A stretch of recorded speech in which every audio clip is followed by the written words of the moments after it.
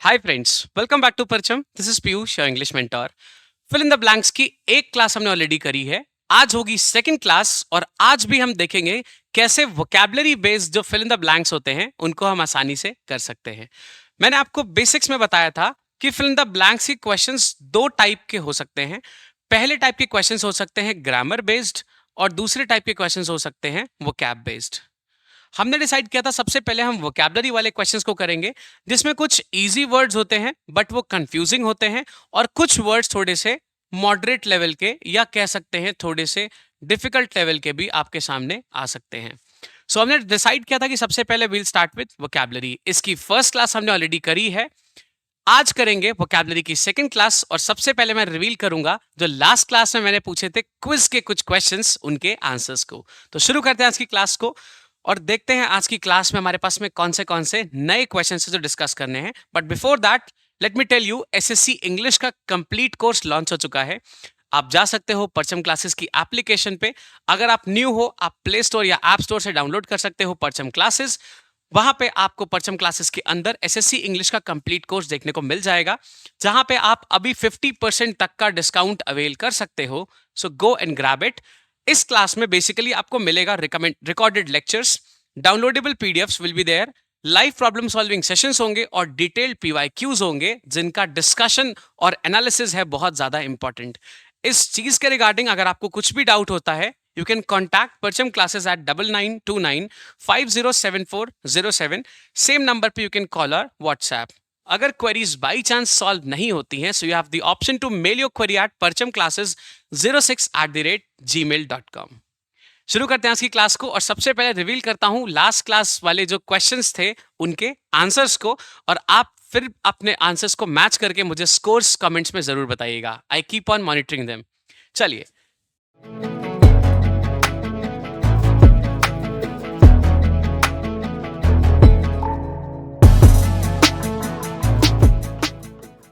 शुरू करते हैं।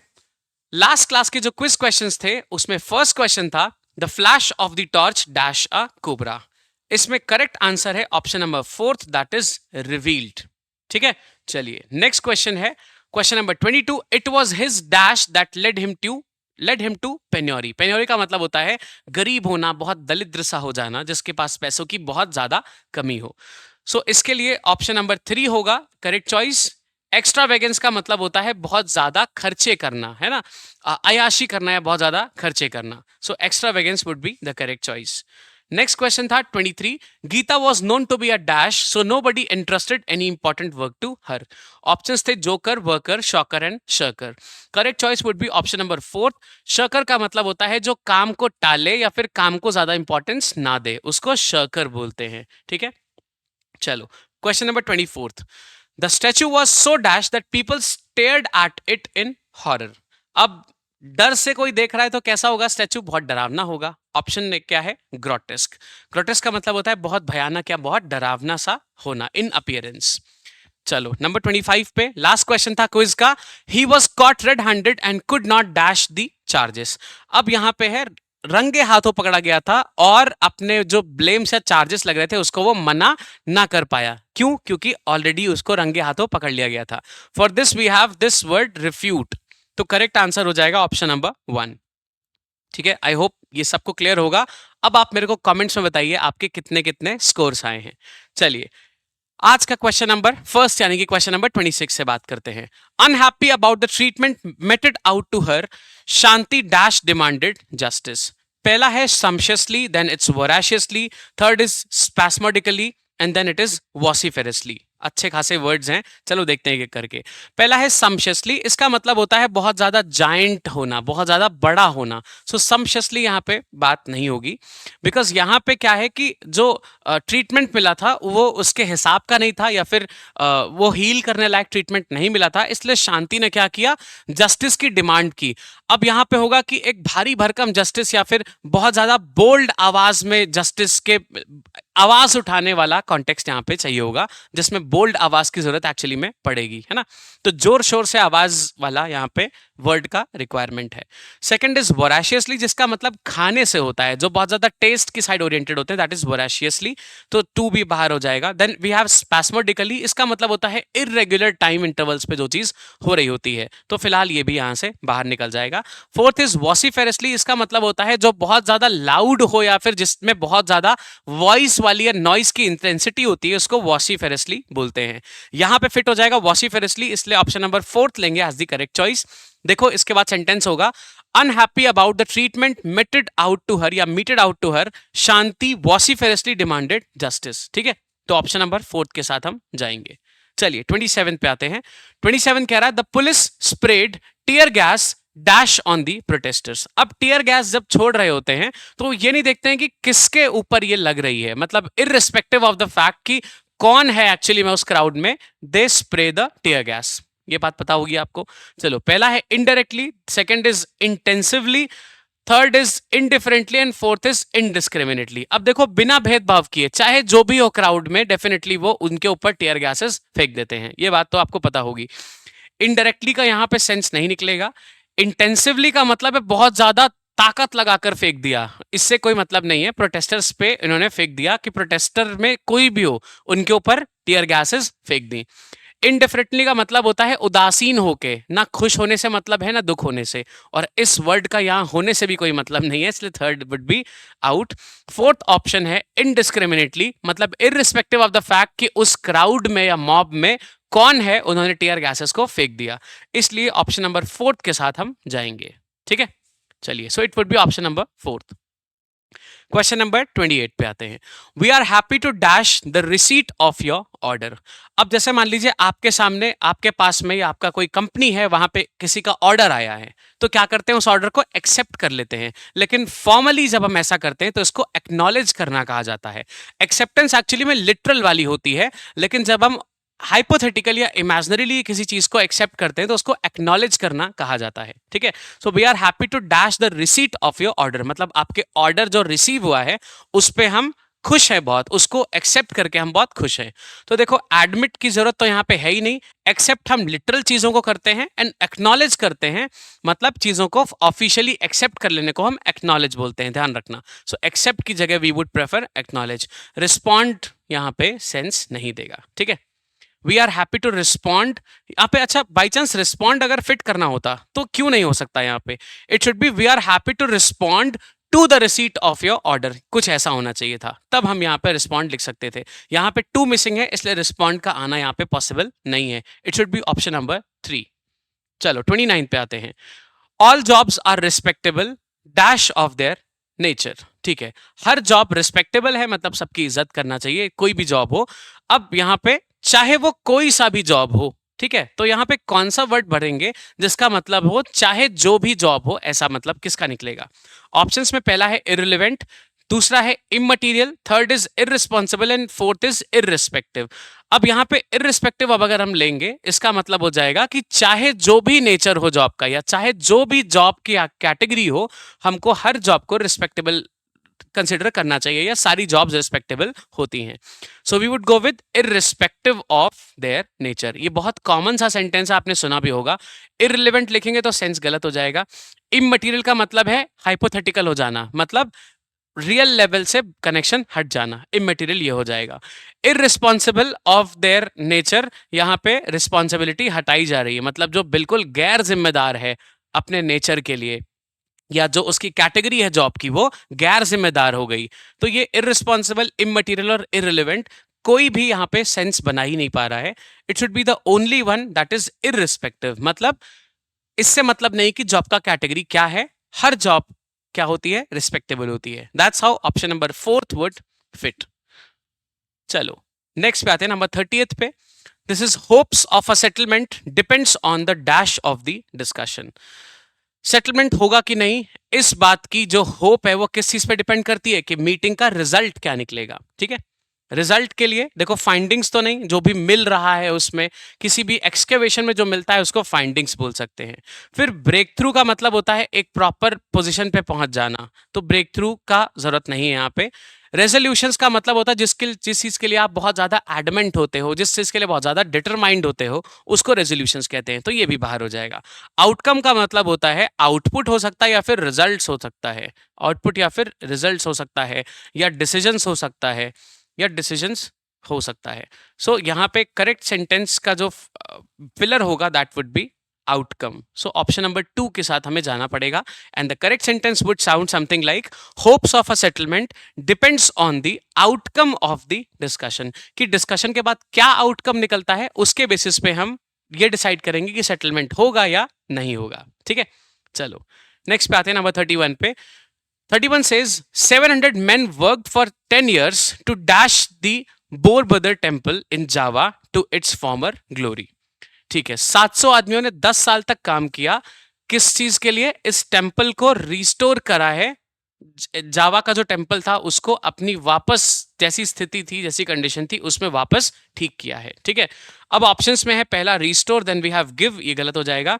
फिर है क्रिएट, क्रिएट तो नहीं कर सकते हैं, टेम्पल को बिल्ड कर सकते हैं, या तो रिस्टोर हो सकता है तो रिवाइव हो सकता है। अब दोनों में से कौन सा ऑप्शन लेना है और क्यों, जरा ध्यान से देखिएगा।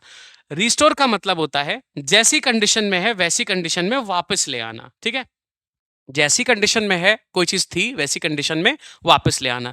रिवाइव का मतलब होता है जिंदा कर देना। अगर आपने पबजी खेला और रिवाइव का मतलब होता है वापस जिंदा कर देना या जान डाल देना। तो एक्चुअली में टेम्पल को क्या करेंगे, वो वापस जैसी कंडीशन में था वैसी कंडीशन में ही ले आएंगे। इसलिए रिवाइव यहां से हट के रिस्टोर वाले ऑप्शन पे हमें जाना पड़ेगा। That's how option number 1 would fit as the correct choice. ठीक है, चलिए 32 पे आते हैं। 32 कह रहा है the speaker did not properly pace out his speech, properly अपनी स्पीच को नहीं बोला उसने, but went on dash 1 point only, और हमेशा स्ट्रेच करता गया एक ही पॉइंट को, है ना। मतलब पूरी स्पीच में जितनी भी चीजें थी वो सारी नहीं बोली, वो एक ही पॉइंट को स्ट्रेच करता गया। सो यहाँ पे 1 पॉइंट की बात हो रही है, इसका मतलब है एक ही पॉइंट को खींच रहा है बार बार। ऑप्शंस देखते हैं, पहला है stressing, second is avoiding, third is devoting. देखो डिवोटिंग का मतलब है एक ही चीज को डिवोट कर देना, and this word fits basically या तो नेगेटिव में हो जाएगा किसी की फ्लैटरी या चापलूसी करने के लिए, या तो डिवोटिंग हम सीधा डिवोशनल यानी कि भगवान वाले कॉन्टेक्स्ट से बात करने लगते हैं। सो डिवोटिंग यहां से एक्सट्रीम है इसलिए हटा देंगे। फोर्थ इज डिक्राइंग, मतलब डिफेम कर देना किसी भी चीज को या किसी के बारे में बुरा बोलना, कंडेम करना। सो डिक्राइम भी यहां से हट जाएगा। एक ही पॉइंट को स्ट्रेस कर रहा है ये कहने के लिए अवॉइडिंग भी फिट नहीं है। We have the only one word that is stressing. So इसलिए ऑप्शन नंबर 1 पे जाएंगे, and the correct sentence would be the speaker did not properly pace out his speech but went on stressing 1 point only. That's how stressing would fit. चलो अगला 33। A dash of Japanese artist stepped off the coach amidst a warm welcome। ठीक है, पहला है troop, then second is also troop, third is band and fourth is gang. देखो कुछ भी negative intention से अगर बहुत सारे लोग जुटे हों एक साथ उसको गैंग बोलते हैं। यहाँ पे जापानीज आर्टिस्ट्स की बात हो रही है, मतलब आर्टिस्ट्स लोग का ग्रुप जो होगा उसको क्या बोलते हैं, तो गैंग हो जाएगा किसी नेगेटिव इंटेंशन से जो लोग जा रहे होते हैं। बैंड का मतलब होता है म्यूजिक वाले कॉन्टेक्स्ट में जब बहुत सारे लोग एक साथ परफॉर्म कर रहे होते हैं किसी एक मोटो के लिए, उसको बैंड कहते हैं। ठीक है, अब यहाँ पे सीधा आर्टिस्ट की बात हो रही है तो बैंड को तो नहीं ले सकते। ये फिर आता है TROOP एंड TROUPE। TROOP का मतलब होता है ग्रुप ऑफ सोल्जर्स, तो ये ट्रूप यहां से बाहर हो जाएगा। TROUPE वाले ट्रूप का यहां पे जरूरत है, इसका मतलब होता है group of artist, group of artist हो सकता है, यहाँ पे ग्रुप ऑफ म्यूजिशियंस हो सकता है, यहाँ पे ग्रुप ऑफ म्यूजिशियंस हो सकता है, एटसेट्रा हो सकता है। ठीक है, तो यहाँ पे क्या लेंगे, ऑप्शन नंबर 2 पे जाएंगे, दैट इज TROUPE। किसी भी आर्टिस्ट या म्यूजिशियंस का जब ग्रुप होता है उसको ट्रूप बोलते हैं, and the spelling is TROUPE। ठीक है, चलिए नेक्स्ट पे आते हैं, नंबर 34 पे। As he proved inefficient the company dash him. देखो रिजेक्टेड, इजेक्टेड, एविक्टेड या एक्सपेल्ड। देखो एक्सपेल्ड का मतलब होता है जानबूझ के बाहर निकाल देना या जबरदस्ती किसी भी जगह से ऑर्गेनाइजेशन से निकाल देना, इसको एक्सपेल्ड कहते हैं। इनएफिशिएंट प्रूव हो गया इसलिए कंपनी ने उसको बाहर निकाल दिया जानबूझ के या जबरदस्ती। सो एक्सपेल्ड के साथ हमें जाना पड़ेगा। बाकी ऑप्शंस देखते हैं। रिजेक्टेड का मतलब होता है शुरुआत ही नहीं करने दी, पहले ही मना कर दिया, तो ये तो नहीं हो पाएगा। सेकंड है इजेक्टेड का मतलब होता है लिटरली बाहर निकल जाना, है ना। जैसे मान लो ये रिफिल है, ये पेन है, अब इसमें से मैं इंक को बाहर निकाल दूं तो इंक क्या हो गई, इजेक्ट हो गई। या आप जब अपने फोन में वो सिम इजेक्टर डालते हो तो सिम ट्रे बाहर आ जाती है, तो उसको इजेक्ट बोलते हैं। So this is out. Third is evicted, अपनी धन या संपत्ति से किसी को अलग कर देना। जैसे मान लो किसी के फादर ने क्या किया, ये घर है, इससे अपने बेटे को बाहर निकाल दिया कि अब तुम मेरी जायदाद से कुछ भी नहीं पा सकते, तो इसको बोलते हैं एविक्टेड। ठीक है, अपनी संपत्ति या जायदाद से किसी को बाहर कर देना इज एविक्टेड। सो ये भी यहाँ पे फिट नहीं होगा। That's how we would get to as he proved inefficient the company expelled him. इसलिए ऑप्शन नंबर 4 की यहाँ पे रिक्वायरमेंट है। चलो 35 पे आते हैं। Most people are influenced by dash advertisement and tend to believe the claims made about the product. पहला है colourful, then it's aggressive. Aggressive वाले से तो नहीं हो सकते, गुस्से वाला कुछ अगर एडवर्टीजमेंट है।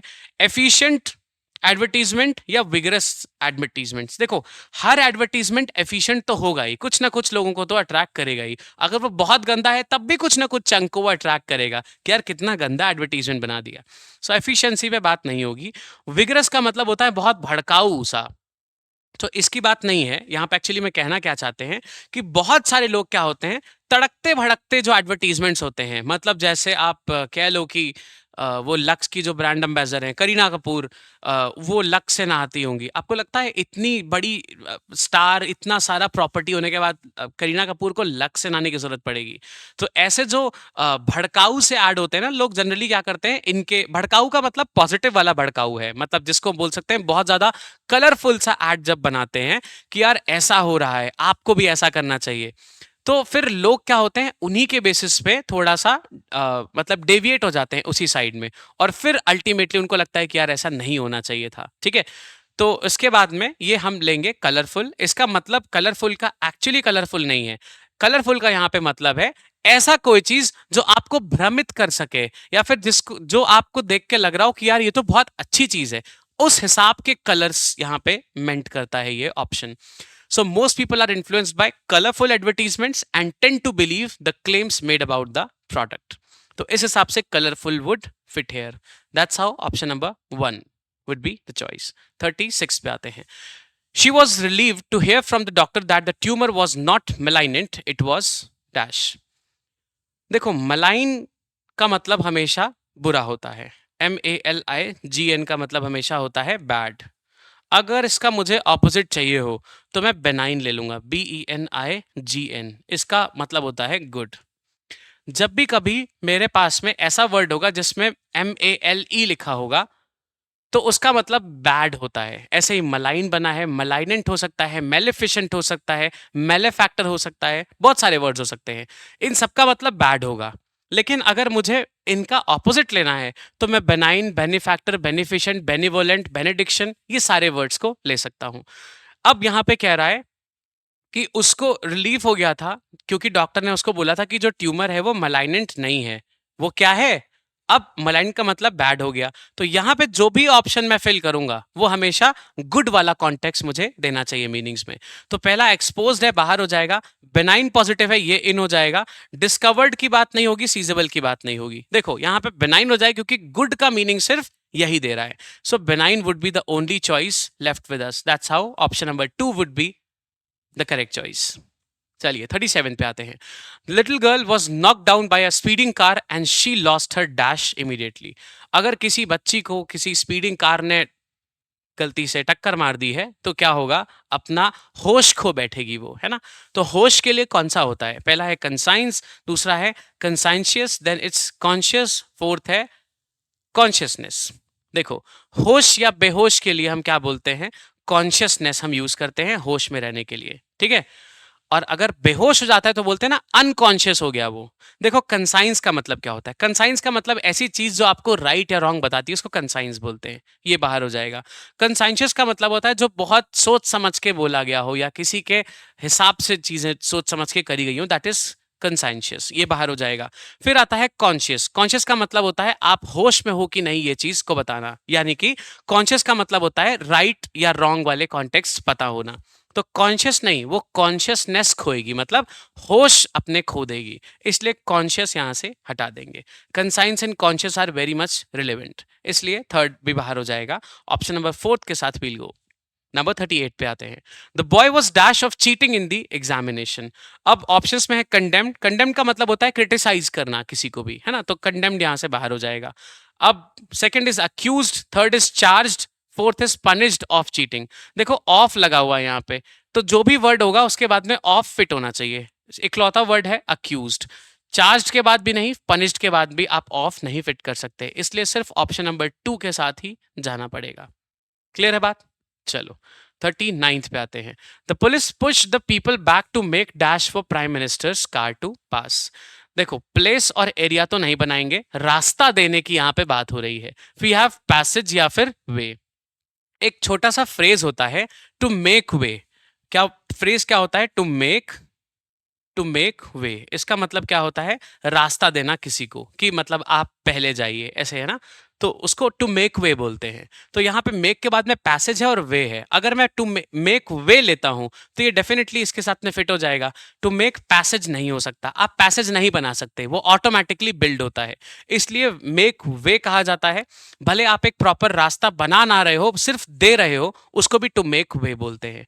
That's how option number 2 is the only choice we are left with. So option number 2 would be the correct answer. Number 40th. Man is essentially a dash animal and tends to associate with others. अब यहां पे कह रहा है associate होना है others के साथ में, मतलब दूसरों के साथ में भी लिंक होके रहना है या मिलजुल के रहना है।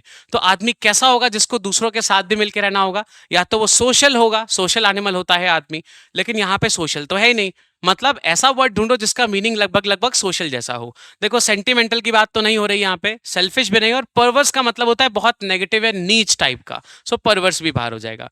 ग्रेगरियस का मतलब होता है one who lives in group या फिर सोशल आदमी, ग्रुप में रहने वाला या फिर सोशल आदमी जो होता है उसको क्या बोलते हैं? ग्रेगरियस। ध्यान रखिएगा। सो क्या हो जाएगा? Option number 2, that is gregarious. Correct sentence would be man is essentially a gregarious animal and tends to associate with others. That's how option number 2 would fit here. चलो 41 पे आते हैं।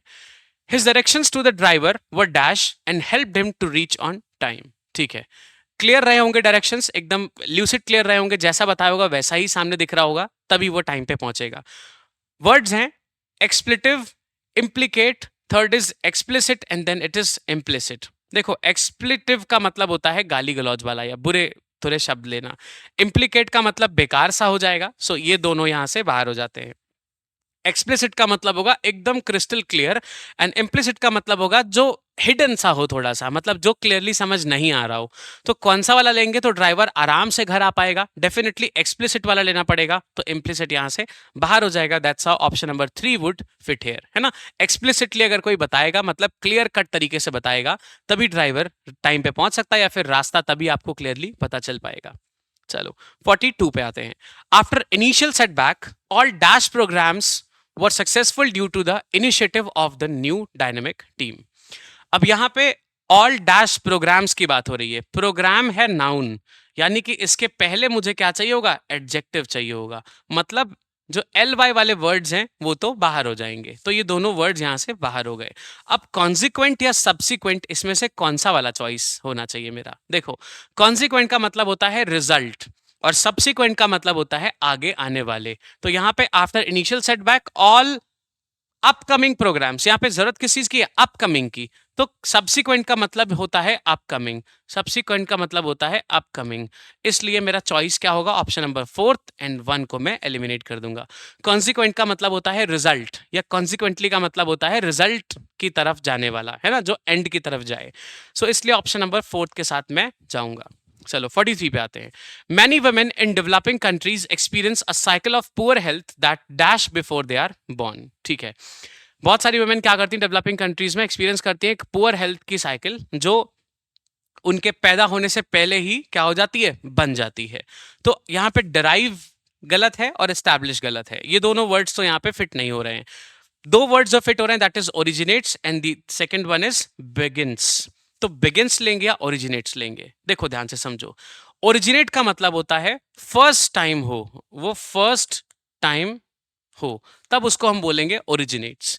तो यहाँ पे जनरलाइज किया गया है, मतलब जनरली जब वुमेन या लड़की पैदा होती है तब की बात यहाँ पे हो रही है, मतलब फर्स्ट टाइम तो नहीं होगा, इसलिए ओरिजिनेट्स यहाँ से बाहर हो जाएगा, जैसे डेराइव्स और एस्टैब्लिशेस हुए हैं।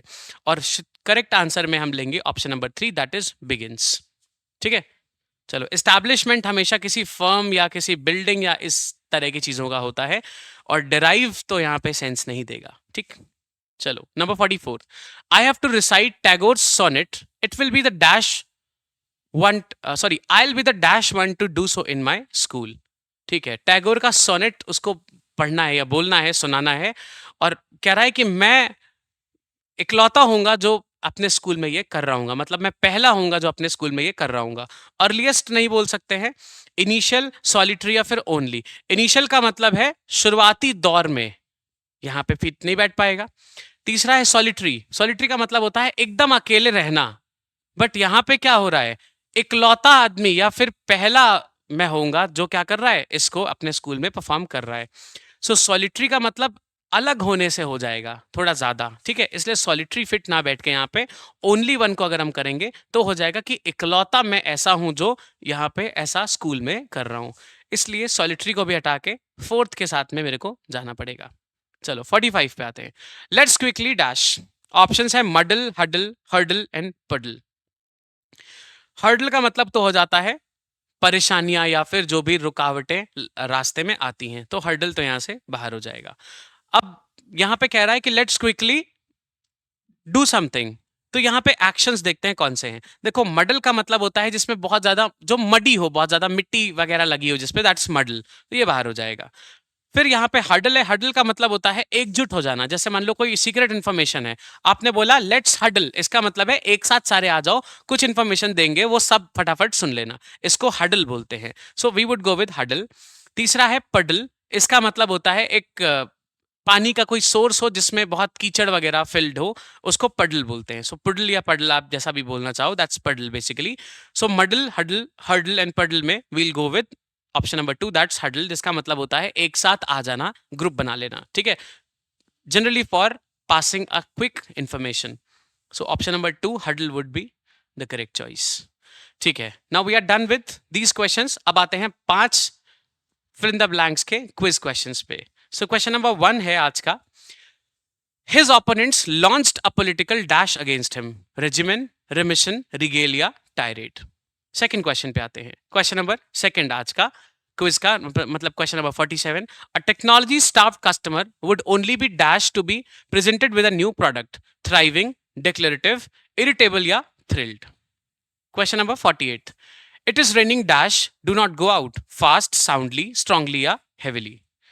Question number 49. My tennis player is a dash. She will not play mixed doubles in shorts or a tennis skirt. She is overly concerned about being proper or modest. Options are admonish, prude, rude, या loyal. Last question for quizzes. When Wilbur Wright tried to sell his flying machine to the US government, the officials in charge were, पहला है highly misunderstood, second is grudging, skeptical, third is grudgingly unhappy, and fourth is highly skeptical. आपको comments में मेरे को बताना है इनके answers के ऑप्शंस क्या क्या है आपके। नेक्स्ट क्लास में I will be revealing the answers and I want you guys to comment me down कि आपने क्या क्या आंसर्स चूज किए हैं। ठीक है, सो डू दिस। मिलेंगे नेक्स्ट क्लास में विद समथिंग इंटरेस्टिंग, और ज्यादा इंटरेस्टिंग, और डिस्कस करेंगे फिल इन द ब्लैंक्स के सेकेंड टाइप के बारे में, जो क्वेश्चंस हैं based on grammar. Till then, thank you, have a nice time.